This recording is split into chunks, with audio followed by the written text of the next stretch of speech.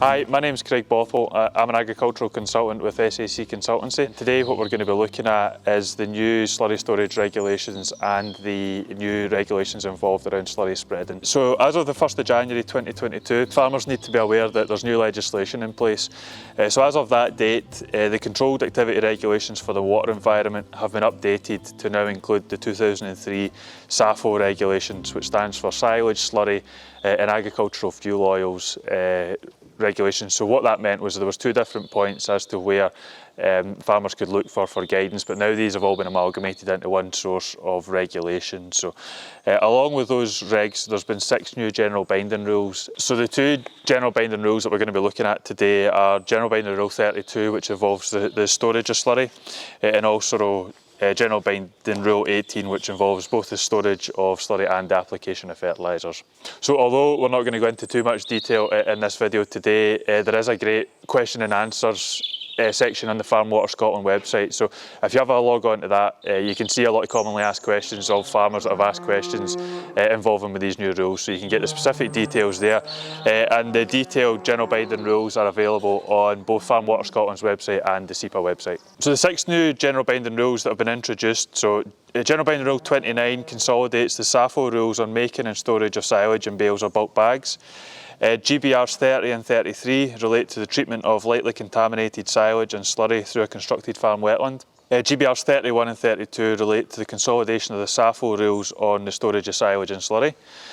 And GBR 34 introduces controls over the storage of liquid digestate, a byproduct of the energy production process using anaerobic digestion. The main thing farmers will be interested in here is when they are going to need to be compliant with the new low emission spreading technique. So with the consolidation of the controlled activity regulations and the SAFO regulations, one of the main ones that we're looking at here was GBR 18, which is looking at the implementation of low emissions spreading of slurry.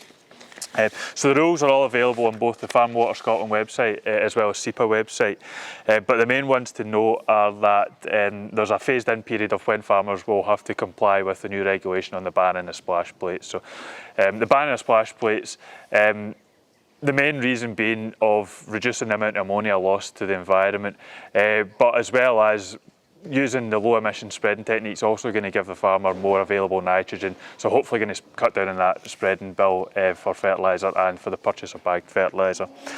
So as of the 1st of January 2022, all contractors were banned from using the splash plate.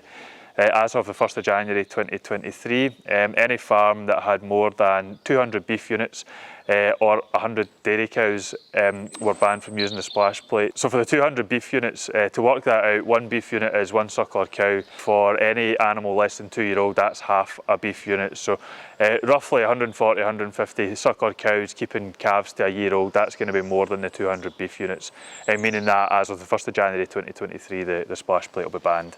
And then for any other farms, any smaller farms that haven't been covered under these stipulations, they're going to be banned for using the splash plate as of the 1st of January 2027. So when I'm talking about splash plates, I'm talking about both low trajectory splash plates and rain guns. So GBR 32 looks at the storage of slurry. So for anybody currently in an NVZ area in Scotland, they have already been obliged to have 22 weeks of storage of slurry for cattle and 26 weeks of storage of slurry for pigs. But going forward, everybody in Scotland is going to have to adhere to that. So there's various dates set out within the general binding rules as to when your farm has to comply with these regulations. But have a look on there, or have a look in the Farm Water Scotland, because they're quite specific in terms of when you need to comply. So in order to work out what your storage requirements are, you can do these yourself, or you can get a consultant to create a farm waste management plan. So here at this farm, what we've done is we've applied for a grant to comply with the new regulations. So there's going to be a new tower going up around the back of the farm, but to access the grant we needed to create a farm waste management plan. So a short and sweet summary of how this works is it's a measure of all the slurry produced on the farm. So that slurry, the standard figures available for the age criteria stock. We also need to account for all the runoff and dirty water that's collected within the farm. So any cattle that's mucking up concrete areas that can be collected, that needs to be calculated by the rainfall falling on that. And also any silage effluent that needs to be captured also needs to be calculated in your volume of production.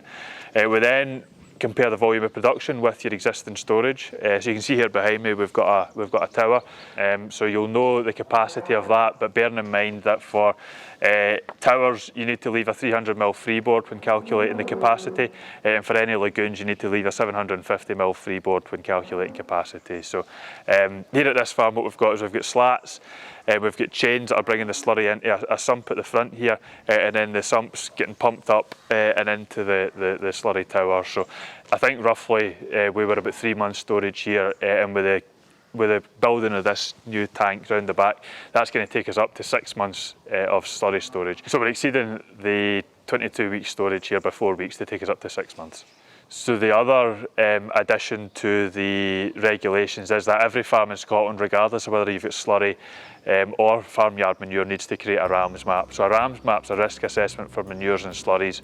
So you're not only going to need this to comply with regulations, but a lot of the quality assurance standards are now asking to see this on farm. So it's a field by field look to identify the water courses, map out where the buffer zones need to be for these water courses, and also to take each field on a risk strategy basis. So the steeper fields are higher risk compared to the shallow fields, but all of that information, how to complete a RAMS map, can be found in the Farm Water Scotland website.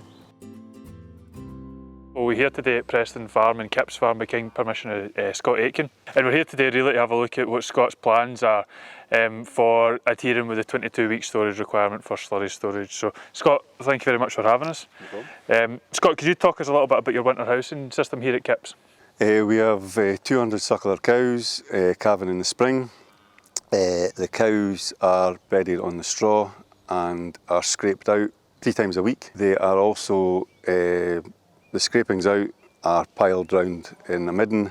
We'd like to catch any of the runoff of the scrapings out and utilise them more efficiently on the crops and on the silage ground. So we're standing here on the site.